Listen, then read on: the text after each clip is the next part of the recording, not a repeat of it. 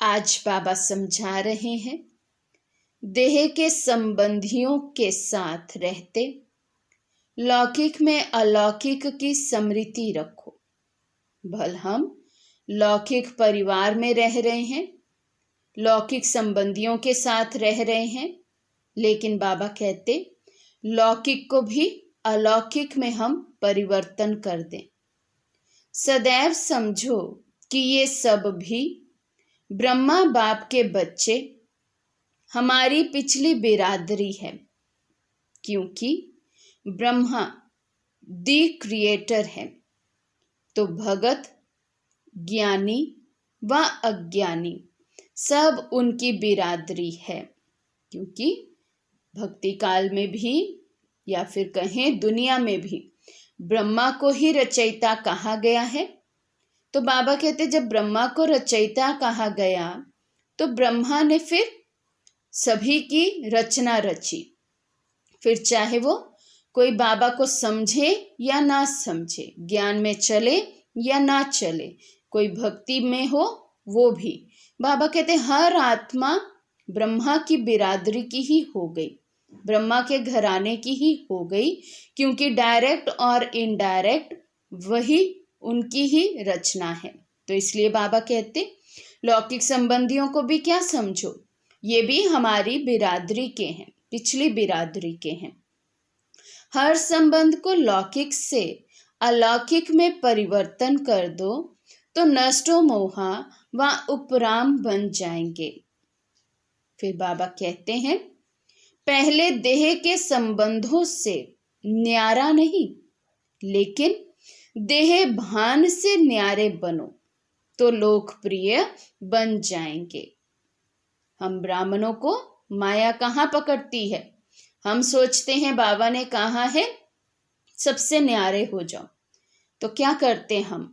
सभी मित्र संबंधियों से बात करना, मिलना, व्यवहार में आना ही बंद कर देते हैं और सोचते हैं ये हमारी बहुत अच्छी अवस्था बन रही है कि हमारा तो किसी से बात करने को मन ही नहीं करता, किसी से मिलने को मन नहीं करता, कहीं आने जाने को मन नहीं करता।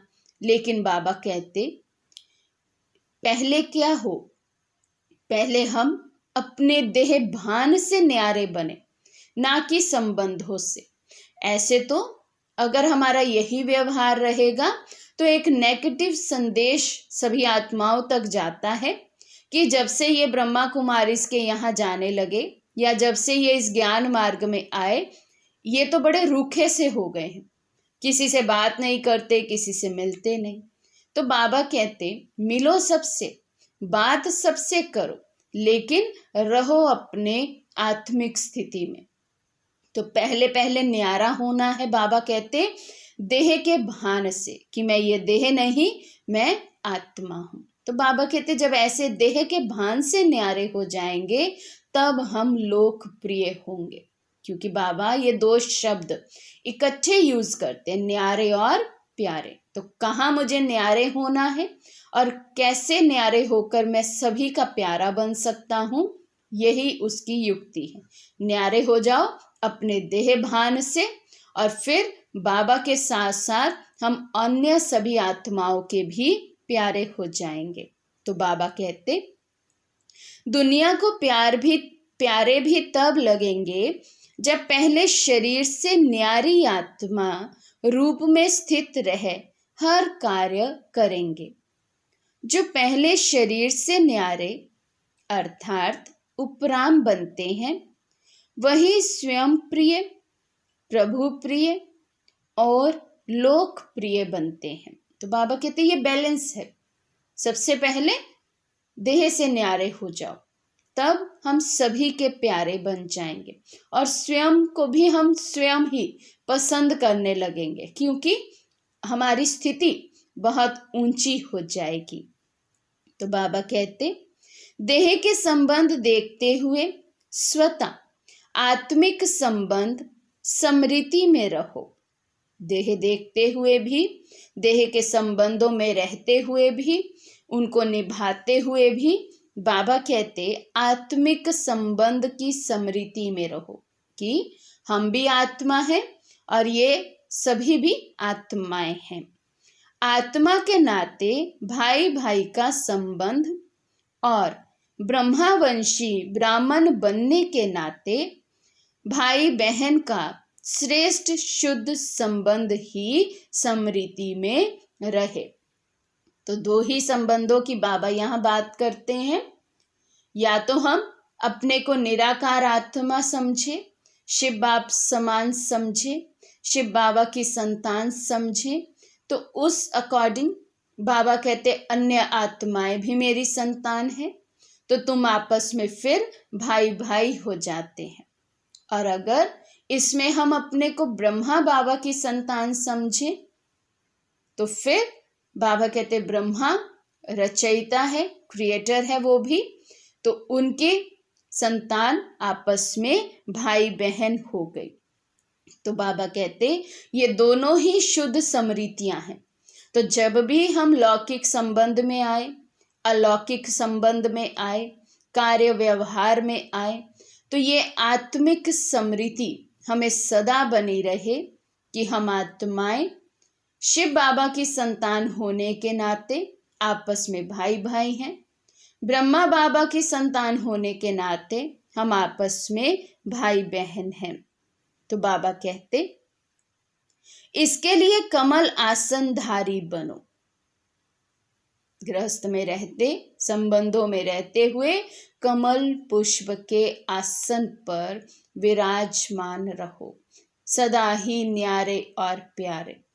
इस संसार की नेगेटिविटी, विकारों का कीचड़ हमें टच ना कर पाए। तो बाबा कहते ब्रह्मा बाप भी जब कमल आसनधारी बने तब बाप के प्यारे और ब्राह्मण परिवार के प्यारे बने। तो फॉलो फादर करो। बाबा भी सभी को प्यारे क्यों लगते हैं? क्योंकि बाबा एकदम से न्यारे से हैं।